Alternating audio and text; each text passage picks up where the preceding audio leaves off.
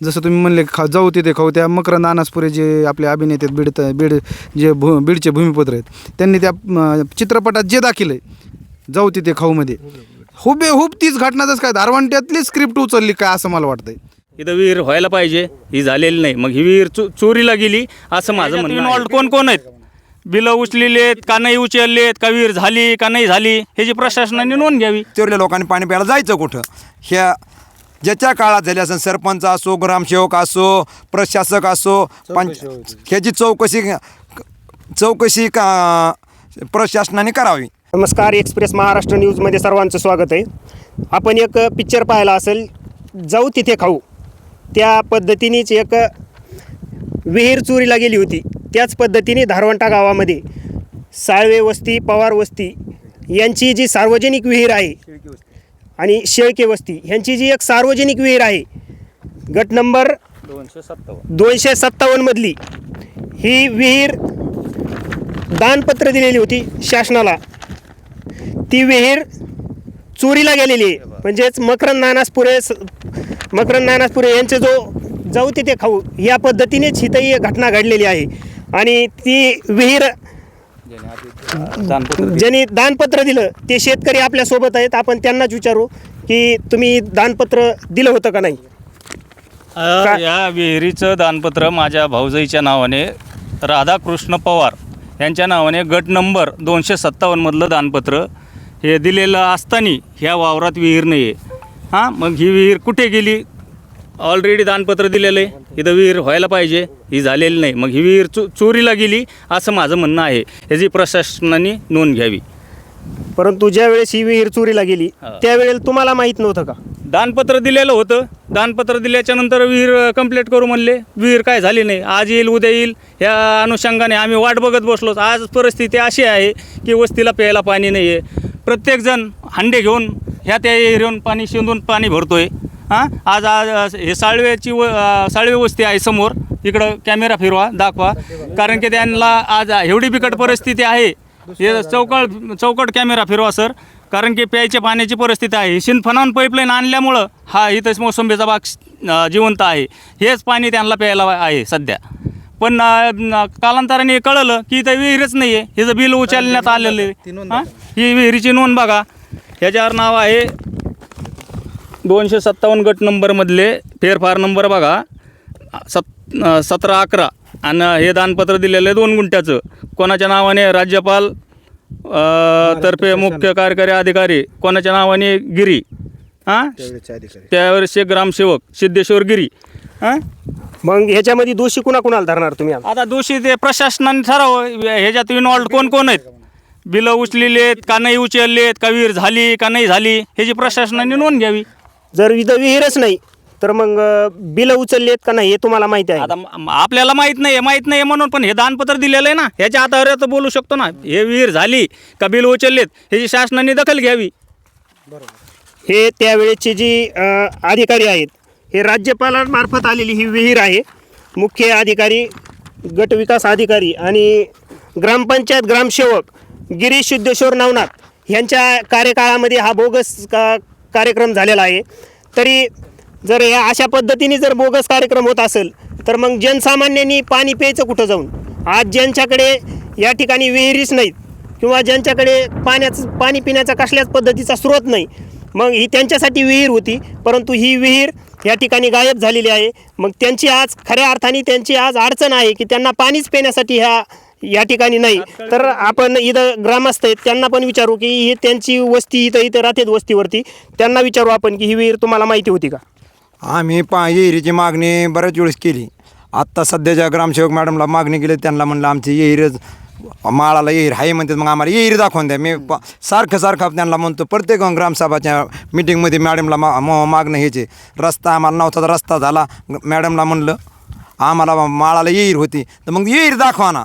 आपली वस्ती आहे इथून लय मोठी, फक्त 10 ते हे 257 ते 245 गट नंबरमध्ये एवढाच फरक, इतके अंतर आपली वस्ती आहे. मग आम्ही माळाच्या ह्या वस्तीवरल्या लोकांनी पाणी प्यायला जायचं कुठं? ह्या ज्याच्या काळात झाले असेल, सरपंच असो, ग्रामसेवक असो, प्रशासक असो, ह्याची चौकशी का प्रशासनाने करावी. एवढी आमची इच्छा आहे आणि आम्हाला पाण्याची तात्काळ सोय करून द्यावी. आम्ही टँकरने रोज आजच्या काळाला जर एक टँकर रोज 1000 रुपये 2000 रुपयाचा आणायचं म्हणल्यावर आम्ही पाण्यातच घालायचं का कमेलेलं उत्पन्न. आम्ही हे उत्पन्न कुणाला सांगा. आम्ही ग्रामसेवकला विचारलं येईर आहे तर मग येईर दाखवा ना. येईर ह्या बाई इथं नोंद आहे या 7/12 257 गट नंबरमध्ये येईरची नोंद आहे. मग आम्ही पाणी प्यायला इथं यायचं का? इथं तर येईर नाही. मॅडमला म्हणलं की मॅडम आहे ना तुम्हाला येईर आहे माळाच्या वस्तीला येईर. मग कुठं येईर आमची? आम्ही आज 20 वर्ष झालं या शेतीमध्ये आपली वस्ती आहे. इथं आम्हाला पाणी नाही प्यायला. ही तुमच्या माध्यमातून प्रशासनाच्या माध्यमातून ही गोष्ट शासनाच्या कानापर्यंत जावी एवढी आमची कळकळीची विनंती आहे. तर दुसरी एक बाब मला शेतकऱ्यांना प्रश्न विचारायचा आहे की ही फक्त विहीरच होती का पाईपलाईन सुद्धा होती या विहिरीला? आता ते आपल्याला दानपत्र दिलेलं आहे. ह्याच्या बाबतीत आपल्याला कसलीही कल्पना नाही आहे. ते तुम्ही जर त्याचा पाठपुरावा केला तर हे आपल्याला निश्चित कळेल. तर आणि इथं ग्रामस्थ आहेत आपल्यासोबत वस्तीवरले, त्यांच्याशी आपण बोलू. काय सांगाल ही अशा पद्धतीने जर शासनाच्या विहिरी चोरीला जात असतील तर मग ह्याच्याबद्दल तुम्हाला काय वाटते? काय असते गावगाडा होता. आता त्यावेळेस आम्हाला पण माहीत नव्हतं वैयक्तिक. आता पवारसाहेबांनी आम्हाला 1-2 वेळेस सांगितलं होतं की आमच्या शेतात विहीर आहे, मी जोडणी करून देतो, विहीर दाखवा. म्हणजे मागं एकदा ग्रामसभा झाली होती त्यावेळेस गावामध्ये प्रश्न उपस्थित केले ते बुवा 4 विहिरीत. मग कुणी म्हणलं की पवारसाहेबाकडे 1 विहीर आहे. मग त्यांना ते लागलं बुवा आमच्याकडे विहीर असते तर आम्ही आमची पाईपलाईन करून देतो बुवा. मग त्यांनी आम्हाला हे दाखवा इकडे बघा, त्यांनी आम्हाला आज हे ज्यावेळेस दाखवलं तर आम्हीच चकित झालो. अक्षरशः आम्ही पूर्ण वावराला वेढा बांधला. हे पूर्ण वावर जरी आता आपण तुमच्या कॅमेऱ्याने दाखवलं तर इथं एक खड्डा बी नाही. खड्डा आता यांची जी मोसंबी यांनी सिंधपानावरून हे पाईपलाईन आणलेली त्याच्यावर त्यांनी त्यांच्या ताकदीवर त्यांनी पाईपलाईन करून आज त्यांची मोसंबी इथं साळवे वस्ती, पलीकडे पपुता त्याचं 245 मध्ये गट नंबरमध्ये हे वस्ती शेळके वस्ती, पलीकडे पवार वस्ती, इकडं शेळकेचे 5-6 घर आहे, घुमरेचे घर आहेत. तुम्हाला सांगतो शासन इतकं चांगलं आहे की शासन प्रत्येकाच्या दारापर्यंत पाणी आणून देतं आहे. आणि एक उदाहरण सांगितलं जातं की जर खऱ्या जर कामाच्या योजना राबवल्या तर सोन्याची पाईपलाईन आली असती. ते खरंच आहे ना. आता जर गेरी गायब व्हायला लागल्या, पाईपलाईन गायब व्हायला लागल्या तर आज हे खरं वाटतंय. जसं तुम्ही म्हणले जाऊ तिथे खाऊ, त्या मकरंद अनासपुरे जे आपले अभिनेते बीड जे बीडचे भूमिपुत्र आहेत त्यांनी त्या चित्रपटात जे दाखिलं आहे जाऊ तिथे खाऊमध्ये हुबेहूब तीच घटनाच काय धारवांट्यातली स्क्रिप्ट उचलली काय असं मला वाटतंय. म्हणजे इतकी म्हणजे बेजबाबदार घटना आहे. आणि ह्याला काय जी चौकशी असेल आमचा काय ह्या अधिकाऱ्याचे त्यांच्या काय बांधा नाहीत. तुम्ही आमच्या गावाची जी योजना आहे, जी वस्तीची योजना आहे ती आम्हाला आमच्या गावकऱ्याला आमच्या वस्तीला तात्काळ द्या. कारण आज तुम्हाला सांगतो आज भीषण परिस्थिती. आज यंदा तर दुष्काळाचं सावट सांगितलेलं आहे. आज जर अशा वेळेस जर पाण्याचा आधार नसला तर कसे जनावरं आहेत तिथं सगळ्या वस्ती. म्हणजे प्रत्येक वस्तीवर प्रत्येक घरामागे 10-12 2-4 म्हशी जनावरं आहेत. आणि ह्याच्यामुळे सगळे म्हणजे पाण्या वाचून भुकेलेले आहेत, ते तहानलेले आहेत. तर हे सगळा असा जर भोंगळ कारभार असेल तर ह्याची चौकशी व्हावी. ही चौकशी करण्यासाठी आम्ही सर्व गावकरी आणि वस्तीवाले ह्याची रीतसर आम्ही तक्रार ज्या त्या संबंधित अधिकारी आणि कलेक्टर साहेबांना करणार आहोत. कारण निवेदन देऊन हे करणार आहोत. कारण हे शासकीय काम आहे आणि जर या शासकीय कामात जर काही काळबेरं झाले असेल तर ते तात्काळ बाहेर यायला पाहिजे. आणि त्याच्यासाठी आम्ही सर्व वस्तीवाले आणि ग्रामस्थ पाठपुरावा करणार आहोत. तर एकूण या वस्तीवरती किती सर्वजण किती असतील? सर्व पूर्ण पुरुष समजा हे राहणारे सर्व वस्तीवरती किती आहेत? तरी बी 50 घर आहेत ह्या वस्तीवर. म्हणजे आजूबाजूला राहून 50 घर आहेत. आणि प्रत्येक घरात 10 लोक समजा धरले तरी बी 200-400-500 लोक आहेत. लहान लेकरं आहेत. अर्धी शाळा आमची हिदून चालती. शाळकरी मुलं हिदून जातात. आणि तुम्हाला सांगतो हे हिथं जे तुम्हाला हिरवं दिसतं हे प्रत्येकाने फुलसंगीवरून तलावातून पाईपलाईन आणल्यात. पण हिथंच विहीर नाही. आणि ते फार चकित करणार आहे. आणि हिथं तर तुम्हाला सगळं दिलं आहे. ही राज्यपालाच्या मार्फत मुख्य कार्य अधिकारी सगळं उल्लेख आहे.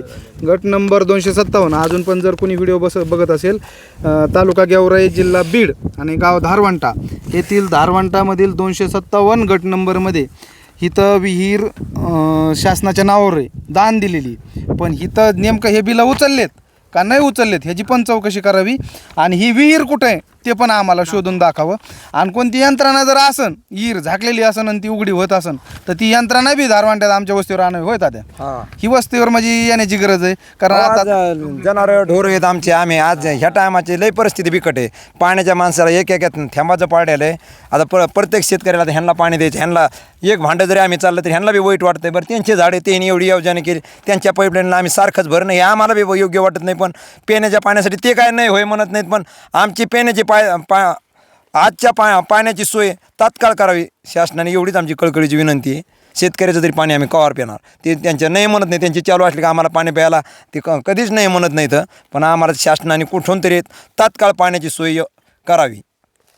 तर आणि आपल्यासोबत ग्रामस्थ आहेत, त्यांना बोलू आपण. 1 लिटर पाणी घेण्यास 10 लिटर पाणी घेण्यासाठी किती पैसे द्यावे लागतील सध्या तरी? गावामध्ये कमीत कमी 2-3 वर्ष झालं मी राहतो, म्हणजे काय बाहेर होतो पहिल्यांदा, पण आता गावात पाण्याची इतकी परिस्थिती बेकार आहे. आम्हाला रानातून नदीकून गाडीवर पाणी आणावं लागतं. कधी कधी जर पाणी नसलं तर टँकरवाल्याकडून आम्ही विकत दररोज 600 रुपयाचं पाणी घेतो. कधी 600, 2 दिवसाआड 600, 500, 600 असं पाणी लागतं. आणि गावाला 4-4, 5-5 विहिरी असून सुद्धा पाणी नाही. येतं ते 8 दिवसाला येतं, काय येतं 1-10 मिनटं येतं, त्यात काय 100 ते 150 लिटर पाणी आम्हाला मिळतं. आता आमच्याकडे गुरं आहेत, साऱ्या म्हशी आहेत, त्यांना पाणी कुठून पाजायचं आम्ही?